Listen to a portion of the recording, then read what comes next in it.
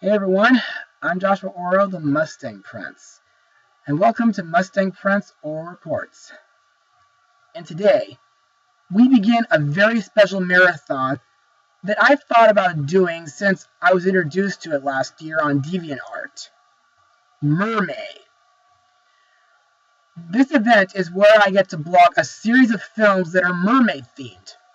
So, to start things off, let me take you back to a movie that I blogged back in April 2014. The Little Mermaid, Ariel's Beginning. And, to me, despite a few flaws, like Marina Del Rey, who I admit was a spoiled brat of a mermaid villain, and, of course, Ariel meeting Flounder being a bit different from the animated series,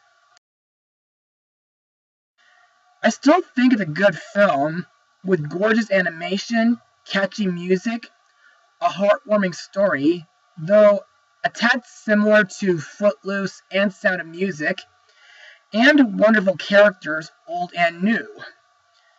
Though, I am a bit sad that this was the last time Disney Toon Studios, would ever make a prequel, sequel, or midquel to any of the classic Disney films from the true House of Mouse. Anyway, today, we're going to look into Ariel's classic movie, which began the Disney Renaissance. Released on November 17th, 1989, the movie is The Little Mermaid. Now let's get swimming. Rebellious 16-year-old mermaid, Ariel, is fascinated with life on land. On one of her visits to the surface, which is forbidden by her father, King Triton, she falls for a human prince named Eric. Determined to be with her new love, Ariel makes a dangerous deal with the sea witch Ursula to become human for 3 days. But when plans go awry for the star-crossed lovers, the king must make the ultimate sacrifice for his daughter. So, what are my thoughts on this movie? Well, for being the first movie to come from the Disney Renaissance, this was splish-splashingly splendid. And I'll never forget seeing its re-release in theaters back in 1997 with my mom and sister. But to further explain why I love this film, let's move on to Mustang notes. Now, like Frozen, The Little Mermaid was originally planned as part of Walt Disney's earliest feature films, a proposed package film featuring vignettes of Hans Christian Andersen's stories. Development soon started after Snow White and the Seven Dwarfs in the late 1930s, but it was delayed due to various circumstances. In 1985, director Ron Clements became interested in a film adaptation of The Little Mermaid while he was serving as director on The Great Mouse Detective alongside the now retired John Musker. Clements discovered the Hans Christian Andersen fairy tale while browsing through a bookstore, believing the story provided an ideal basis for an animated feature film, and keen on creating a film that took place underwater. Clements wrote and presented a 2-page treatment of Mermaid to Disney CEO Jeffrey Katzenberg at a Gong Show idea suggestion meeting. Katzenberg passed the project over because, at the time, the studio was in development on a sequel to their live-action mermaid comedy, Splash, and felt that Little Mermaid would be too similar. The next day, however, Katzenberg approved of the idea for possible development, along with Oliver and Company. While in production in the 1980s, the staff found, by chance, original story and visual development done by Kay Nielsen for Disney's proposed 1930s Andersen feature. Many of the changes by the staff in the 1930s to Hans Christian Andersen's original story were coincidentally the same as the changes made by the Disney writers in the 1980s. Now let's move on to the animation. And to me, the animation is absolutely breathtaking. For example, despite the controversy of the palace's design, the underwater kingdom of Atlantica is very beautiful, especially with all the fish and merpeople. And trust me, if I could visit this kingdom in person, I would have to look like this. Also, Ariel's grotto, in my opinion, looks really nice, with all the human objects such as paintings, weapons, forks, and spoons that she's collected throughout her youth. Fun fact, in her TV series, Ariel was forced to destroy the first collection herself after Ursula enchanted the objects to attack Atlantica. And of course, in Kingdom Hearts, this place was the location of Atlantica's keyhole. However, there is one place in Atlantica that is pretty creepy, and that place is Ursula's lair, which is like a skeleton of a gigantic creature located on the outskirts of Atlantica. And I can't believe I had to go here to fight Ursula with magic in Kingdom Hearts. Ugh. But up on land, Prince Eric's castle, which is, believe it or not, located on the shores of Denmark, and in my opinion, it looks very grand, and it has a marvelous view of the ocean. Now, there are several scenes in the movie that I should talk about. For example, at the beginning of the movie, Ariel goes to an old shipwreck in search for new human objects to add to her collection. In my opinion, that scene starts out alright, even though the ship looks very gloomy inside, and that Flounder feels a bit jumpy or nervous.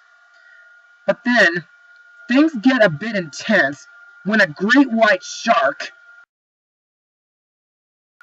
whom is named Glut, bursts through the ship trying to eat Flounder. Luckily, Ariel manages to save him by getting the shark's head stuck in an anchor. Also, the part where Eric takes Ariel on a tour of his kingdom on a horse-drawn buggy is a pretty nice scene to me. Because, in my opinion, it does seem like the kind of thing that a man would do with a special girl. Also, the part where Eric's ship gets caught in a hurricane and the final climax where Ursula becomes a giant monster are both really intense and suspenseful, but also epic at the same time. Lastly, the part where Ariel and Eric get married really makes my heart melt and makes me cry in happiness, especially with Ariel's family, her friends, and the other merpeople see their wedding. However, there is one part of the movie that almost makes it not a kid's film. And that part is where we first see Ariel as a human. Fortunately, we don't see Ariel's full body in one shot. And of course, that scene lasts for about 2 minutes. Now here's where we come to the music and songs. And I'm surprised that this movie was the first time Alan Menken and his late collaborator Howard Ashman made songs for a major animated Disney film. To me, these songs feel very reminiscent of a Broadway musical. And speaking of which, I'm glad that this movie became a stage musical in the mid-2000s. Also, As I previously said during several of my previous blogs, I'll never forget the time seeing Alan Menken perform at the Segerstrom Concert Hall back in September 2016. The first song in the movie is called Fathoms Below, sung by Eric's crew. In my opinion, this is a pretty good sailor song, but I wonder how several of the sailors know about King Triton and the Mer people.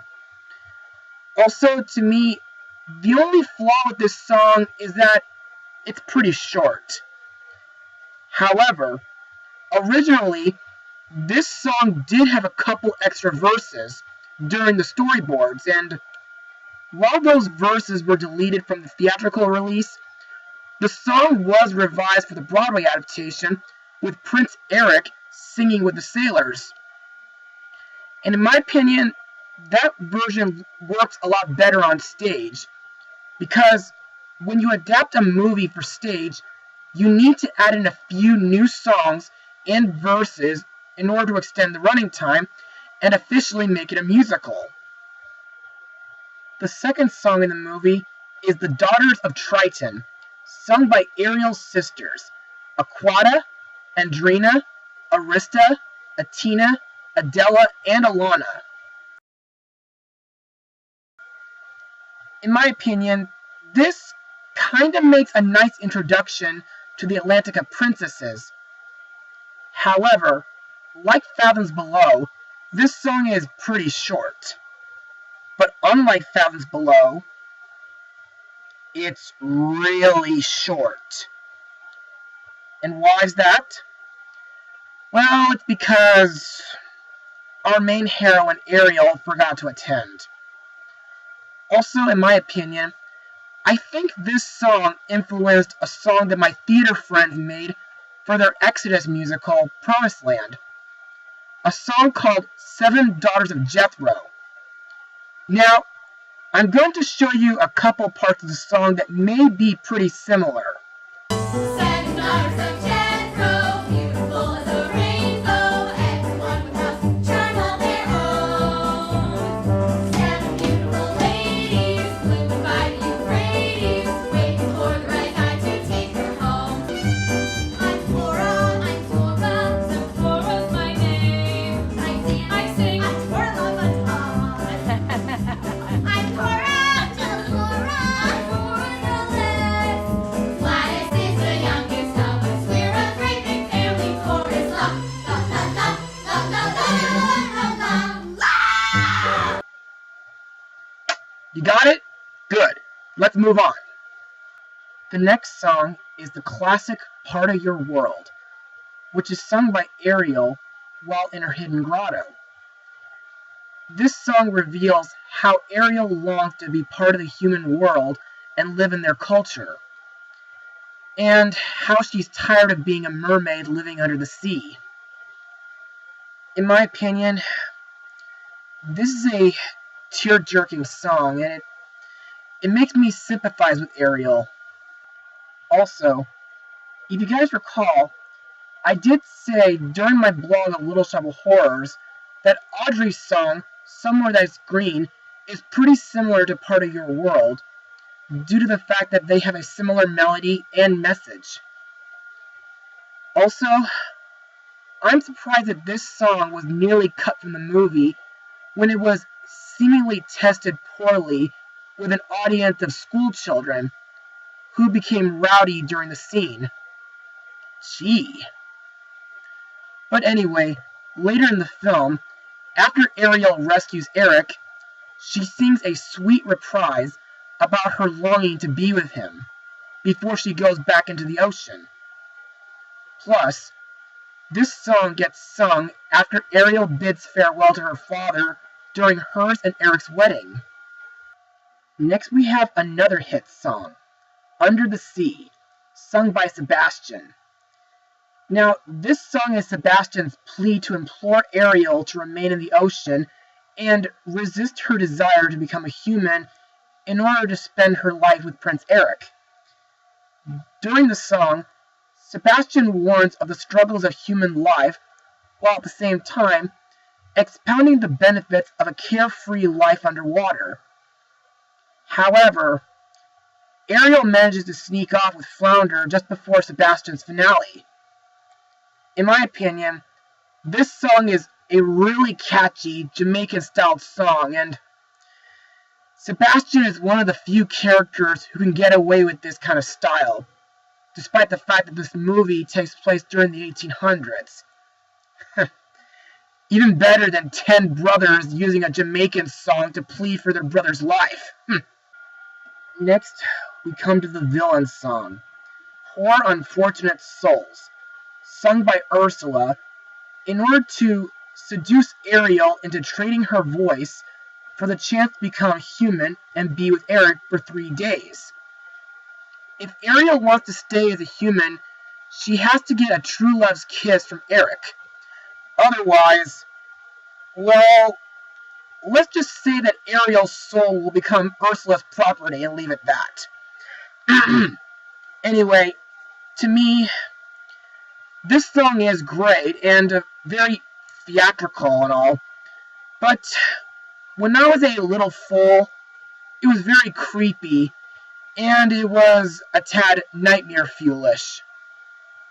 Anyway, at the beginning of the song, Ursula tells Ariel how she's been using her magic to help merfolk with their problems, but if they fail to keep their deal, then they end up as pulley plants in her garden. Yikes! Also, I think during the end of the song, after Ariel's voice gets contained inside Ursula's necklace, which is one of the Wicked Nine, by the way, I feel that it must have been painful for Ariel when her tail split and transformed into legs, and when she immediately had to reach the surface for air. Next is Les Poissons, sung by Chef Louis, voiced by Reed Applejoynis. In my opinion, this song is just messed up, since this song talks about how much Louis likes to cook fish. Plus, this song makes Sebastian sickened out. Speaking of which, after Sebastian pinches Louis' nose, just as he was about to cook him, Louis goes crazy, chasing Sebastian around his kitchen. Word of advice, Louis. Get some help, man! Finally, we come to the romantic song, Kiss the Girl, sung by Sebastian, while Ariel and Eric are on a boat ride in a blue lagoon. During this scene, Sebastian conducts a band which include ducks, flamingos, frogs, crickets, fireflies, and other lagoon creatures to set a love mood in order to encourage Eric to kiss Ariel. Also, during the song, Eric tries to guess Ariel's name, and after a few guesses, he succeeds, with a little help from Sebastian, of course. Anyway, in my opinion, this song is just so romantic and colorful. Plus, this song would have succeeded getting Eric and Ariel to kiss if Flotsam and Jetsam hadn't tipped the boat over. Anyway, now that we're done with Mustang notes, animation, and songs, let's move on to the characters and the voice actors who brought them to life. Our main lead, Princess Ariel, is voiced by the lovely Jodie Benson, who got to be in Don Bluth's Thumbelina, PJ Sparkles, Flubber, the Mighty Kong, the Crippled Lamb, Enchanted, and of course, Sophia the First, the Floating Palace, which will be getting a new episode later this month. Now, as I said when I blogged her prequel, Ariel is one of my favorite Disney princesses, and in this movie, it's no exception. Ariel is an independent, headstrong, and determined young mermaid with a strong passion for adventure and exploration. And of course, she's willing to do anything to be part of the human world and be with her prince. Plus, to me, I think Ariel is, well, as beautiful a human as she is a mermaid, even when she's mute. And of course, Jodie Benson singing as Ariel is just so wonderful. Next we come to Ariel's love interest, Prince Eric, voiced by Christopher Daniel Barnes, who got to be Spider-Man in the 1994 animated series, and voiced Cinderella's prince in the Cinderella sequels. To me, Eric is a great prince who loves adventures at sea. In the movie, after being rescued by Ariel and hearing her sing, he immediately falls in love with her, even though he didn't really see her very clearly. And he makes it his goal to find her and marry her, feeling deep gratitude for her actions. Later, after spending time with a human Ariel, Eric starts to fall more in love with her, even if she can't speak.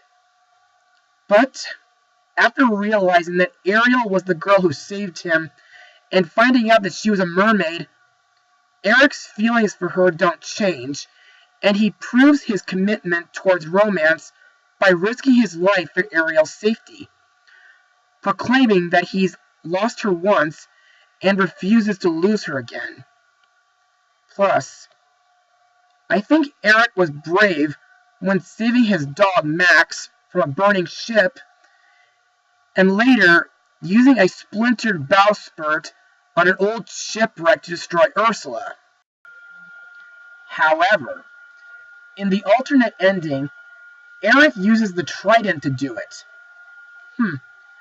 I wonder if Tetsuya Nomura was influenced by this idea to use it for Kingdom Hearts 2.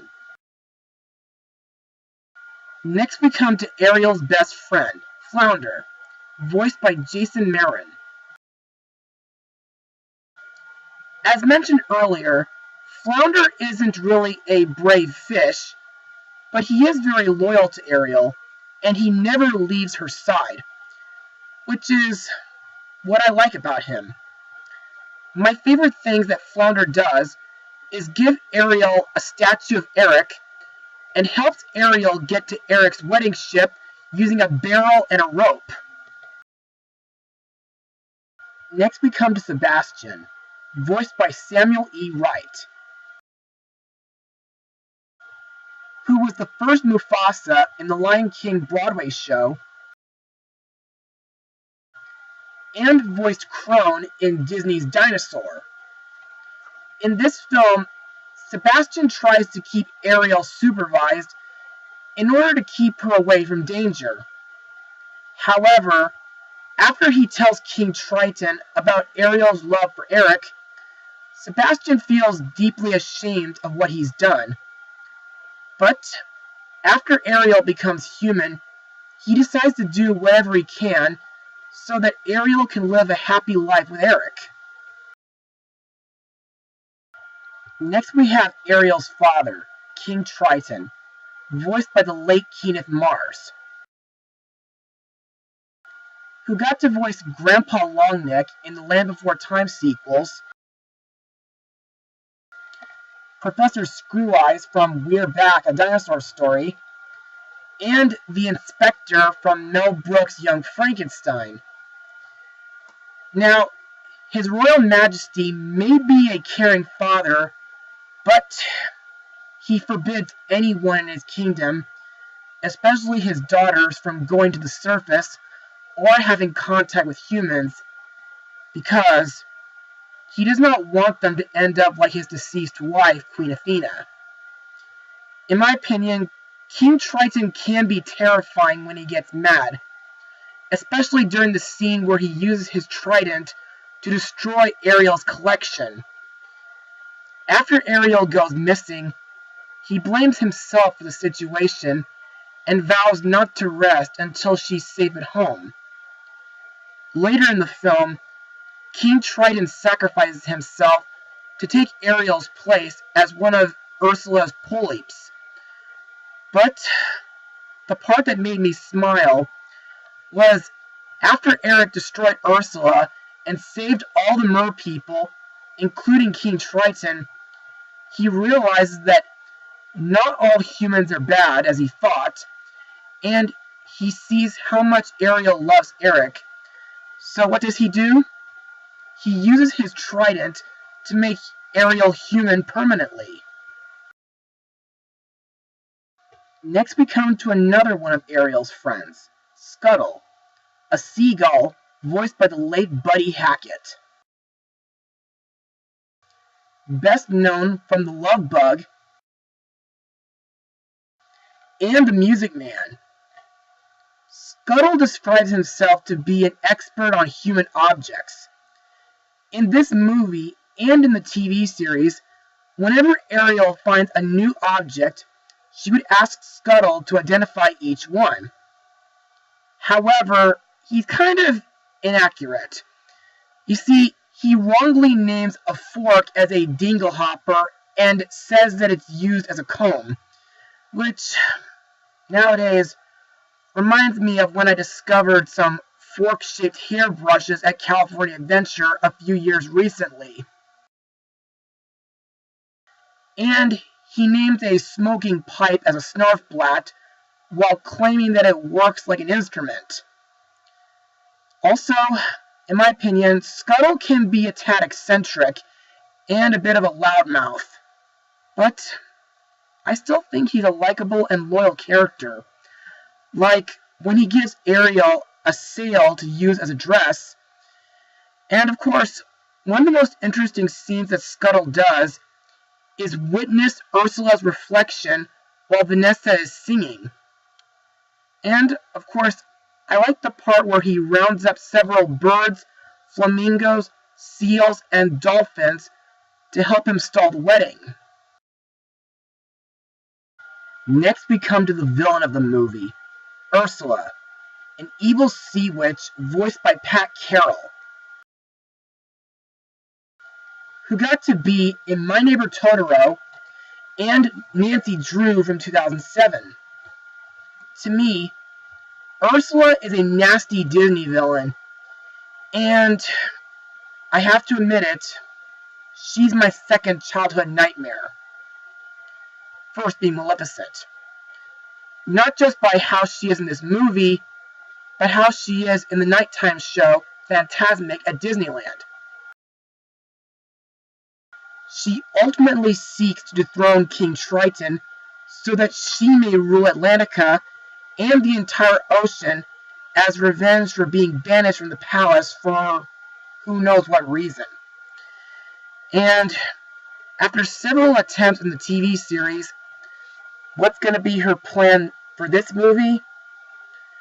Well, in this film, Ursula plans to use Ariel as bait to get to her father. Now, I've already talked about what she did to make Ariel human, but when her second day almost comes to a close, Ursula decides to take matters into her own tentacles to prevent Ariel from getting her kiss. What Ursula does is turn into a beautiful maiden named Vanessa and use Ariel's voice to enchant Eric into marrying her. Man, next thing you know, years after this movie, an evil changeling named Chrysalis copied this plan by impersonating Princess Cadance and putting a spell on Twilight's brother, Shining Armor, in order to feed off his love. Next we have Ursula's loyal eel servants, Flotsam and Jetsam, both voiced by Patty Edwards. These two mostly act as spies. They are assigned by their mistress to keep watch on Ariel. Later, they try to persuade Ariel to follow them to Ursula's lair. Also, in my opinion, they got a lot of nerve sabotaging Ariel and Eric's attempted kiss. However, I think it was very entertaining when Sebastian pinches them with his claw and Flounder slaps them with his tail. And of course, when they accidentally get blown up by Ursula due to Ariel throwing her off balance. Next, there's Prince Eric's dog, Max, whose barking is provided by veteran vocalist Frank Welker.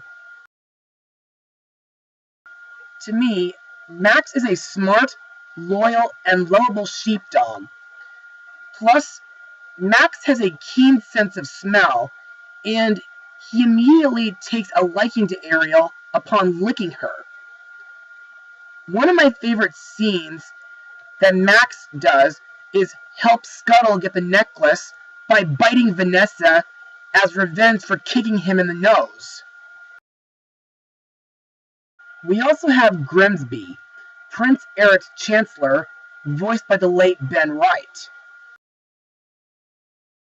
who previously voiced Roger Radcliffe in 101 Dalmatians and Mowgli's wolf father, Rama, in The Jungle Book. Sadly, this was the last film Ben voiced in before he died in July 1989. Now, in my opinion, despite the fact that he thinks of mer people as superstitions, Grim is a gentle and helpful character. Plus, he makes a great father figure for Eric, which makes me wonder what the hey happened to Eric's parents prior to this movie. Anyway, Grimsby presents Eric with a large statue of him as a birthday present, which was, well, he was hoping it would be a wedding present. But anyway, Grim also reminds Eric that the kingdom wants to see him happily married to the right girl. And of course, later in the film, he advises Eric to take Ariel on a tour of his kingdom and helps him realize that he's falling for Ariel. Finally, we have Eric's housekeeper, Carlotta, voiced by Eddie McClurg, who was in the 1976 Carrie film, The Secret of Nim, Kiki's Delivery Service, Tiny Toons' How I Spend My Vacation, and A Bug's Life. Anyway, I'd like to consider Carlotta as Ariel's human mother, due to how kind, sweet, and lighthearted she is towards Ariel. Plus, Carlotta makes Ariel feel right at home by giving her a nice warm bath and new clothes. Plus, Carlotta gets very suspicious when Chef Louis was causing quite a ruckus in his kitchen, courtesy of Sebastian. And now, let's move on to my final words. Overall, for being the first animated film from the Disney Renaissance, The Little Mermaid is a great movie. The animation is classic, the story is fun and romantic, the songs by Alan Menken and Howard Ashman are outstanding, the characters like Ariel and Eric are wonderful, the side characters like Flounder, Sebastian, and Scuttle are cute, memorable, and humorous. King Triton is a caring father, but still very short-tempered, and the villain Ursula is very threatening and sinister.